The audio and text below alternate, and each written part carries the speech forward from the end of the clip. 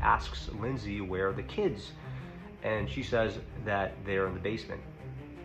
So he goes into the basement, and that's where he finds the three kids were choked to death with an exercise band. They're for infanticide. They want to kill babies, and what's even more scary is that these feminists are holding these babies, and they're posting videos of these babies and these toddlers that they have, and they're crying and they're saying we understand with Lindsay and we stand with Lindsay, and they're raising her money. Welcome to the Amir Khan Show. It is Wednesday, August 19. Now, we put the Luigi Mangione case behind us last week. Though he's scheduled to be sentenced at the end of 2026, there is another crazy case that's happening in the state of Massachusetts regarding Lindsay Clancy. And this case, I do want to warn you, it is malevolent, it is demonic, and it is a glaring manifestations of the failures of our healthcare system. And I feel like I should be more specific than just saying healthcare system, because that's an umbrella term. It is a indictment of the failures of psychiatry and pharmacology. And I'll get to that, but I want to be able to share the story with you guys in terms of the facts and what happened. So Lindsay Clancy, she's a 36-year-old mother. She's a delivery nurse. She lives with her husband and three kids that are all under the ages of 5 years, the oldest one being 5 years old and the youngest one being 8 months. Now, after her third child, who was about 8 months, she struggled with postpartum depression, which is a very serious and real thing. And she confided to her mother and her husband that she, can't sleep, so she's got insomnia, she's got depression, she's got anxiety, and she's got these fleeting thoughts of harming her children. So she's a psychiatrist. The psychiatrist puts her on 13 different psychiatric medications. And so she still continues to have these thoughts, and so she voluntarily checks herself into McLean Hospital on January 1st, 2023 for a voluntary 5-day inpatient stay, and then Lindsay is discharged after 5 days to go home. She continues to see her psychiatrist through virtual calls. She, I believe, sees the psychiatrist 5 or 4 more times in January 2003, and on January January 24th, 2023, it's a normal Tuesday. They're home. She makes a snowman with the kids. She's sending photos to the family of showing, look how happy we are, things are normal.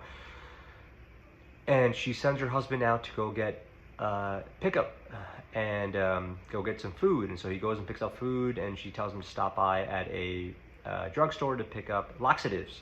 So he's gone for 30 minutes, and he's back within half an hour. He comes back home and he doesn't see her in the house, and so he goes out into the back, and then he sees her laying on the floor. He notices that she's got bruises or slits, cuts on her wrist, and she slit her neck, and she tells him that she tried to commit suicide by jumping out of the second floor of a residential building.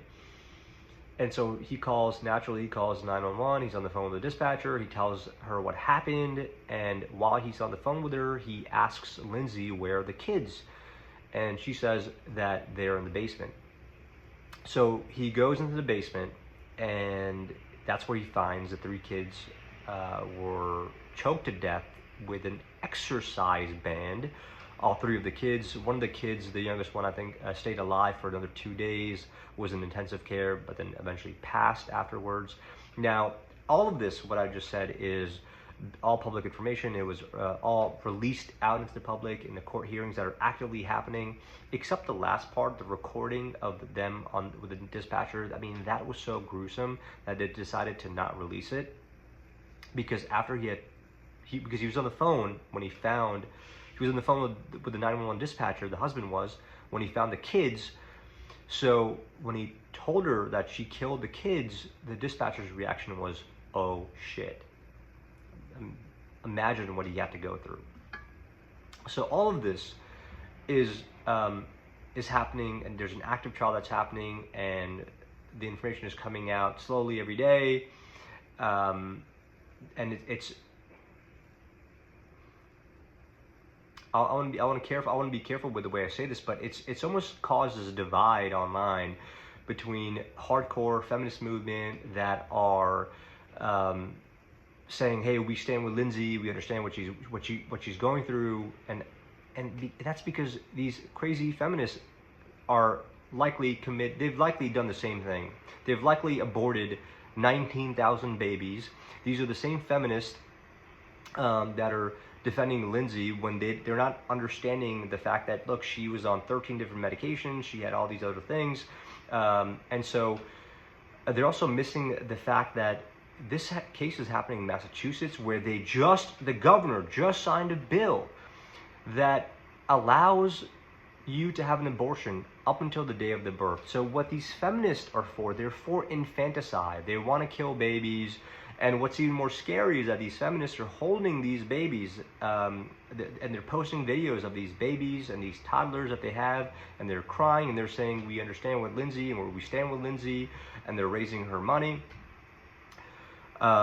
which is so scary to me, because wait a second, you've got a toddler, and you're saying you're actively advocating for a woman who killed 3 of her kids, and saying you understand what she went through? I mean, I would, if I was their boyfriend, if I was the husband, if I was the father, if I was any family member, and seeing that they're posting these videos online, I would be calling child services so fast their head would spin, because that truly is scary. So that is like the very scary feminist movement that's out there.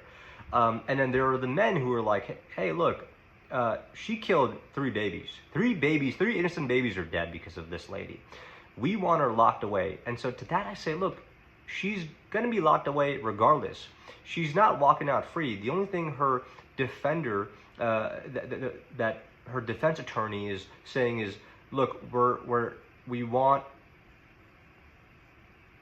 advocating for, or we're pleading not guilty, and we're pleading insanity. And so even if she pleads insanity and is found not guilty, she's going to be in a psychiatric ward. She's going to be in some sort of inpatient facility.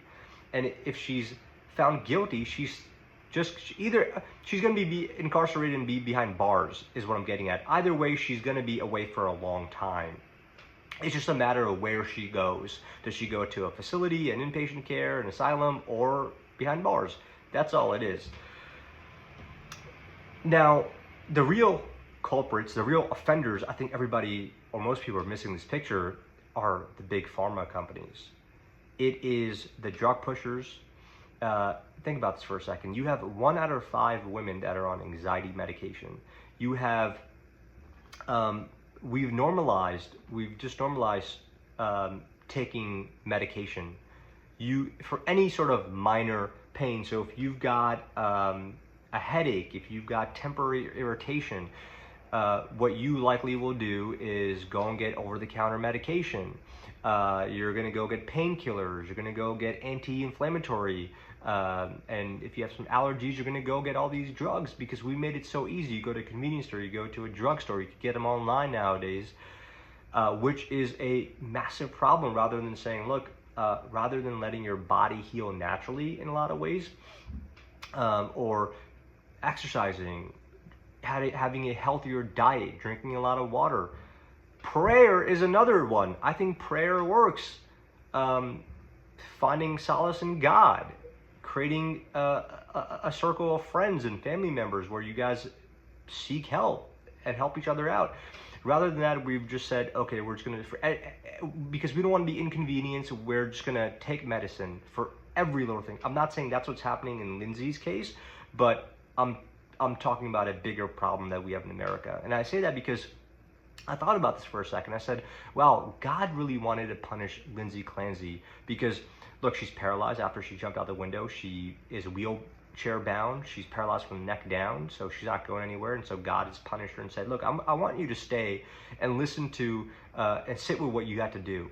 And then I thought for a second, maybe he wanted to let us know, because that we've got a bigger problem with our healthcare system, particularly, again, pharmaceuticals, the fact that we push drugs onto women, to men, to kids, to elderly, rather than seeking other natural remedies, the ones I mentioned earlier.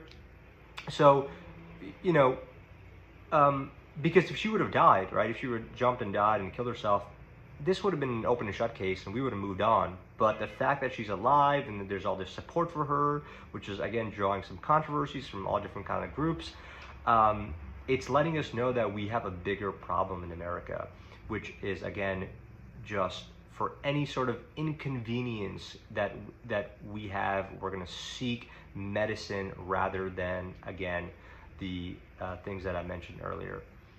So this is an interesting case. Let's see what happens. But thank you for watching.